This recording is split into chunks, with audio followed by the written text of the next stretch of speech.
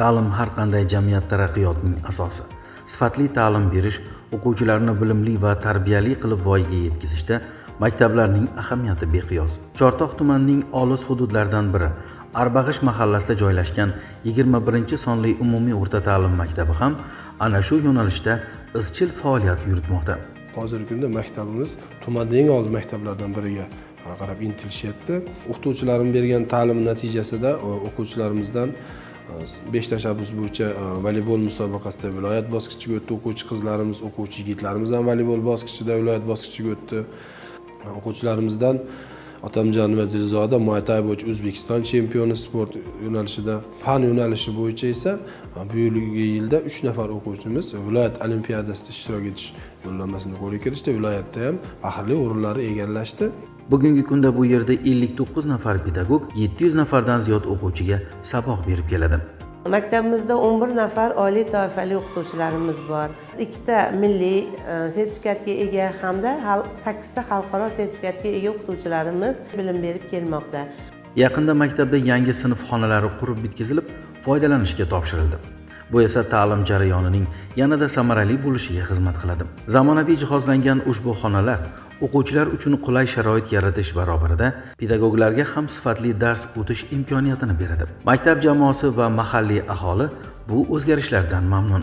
Biz o'tirgan binoyimiz yangi qurib ishga tushirib berildi. Bu asosan boshlang'ich sinflar uchun biz bundan davlatimizdan juda ham katta minnatdor bo'ldik.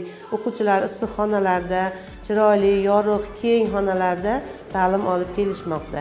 Davlatimiz tomonidan yaratilgan shart-sharoitlardan nafaqat pedagoglar, qishlog'imiz fuqarolari, albatta yosh jajji o'quvchilarimiz ham juda ham xursand. Maktab rahbari Ochilbek Appanov tashabbusi bilan o'quvchilarni ma'naviy axloqiy jihatdan tarbiyalash, ularda vatanga muhabbat uyg'otish maqsadida doimiy ravishda vatanparvarlikka oid tadbirlar tashkil etib kelishadi. Bu tadbirlar bolalarning ona vatanga sadoqat ruhida tarbiyalanishiga va yosh avlodning faol fuqaro bo'lib yetishishiga xizmat qilmoqda. Oilasi uchun, vatani uchun, yurti uchun xizmat qiladigan farzandlar bo'lib yetishishlari maqsad qilgan holda ushbu tadbirlar tashkil etilyapti. Tadbir davomida mana shu harbiy xizmatchilarimizni, xodimlarimizni o'zlarini ko'rgazmali shu qurol anjom vositalari olib kelishgan. Mana texnikalari ichiga kirib, o'zingizlar minib ko'rishinglar mumkin o'quvchilar.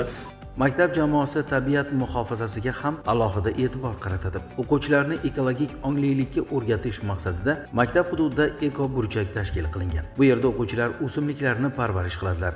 Tabiatni asrash haqida bilim va ko'nikmalarga ega bo'ladilar.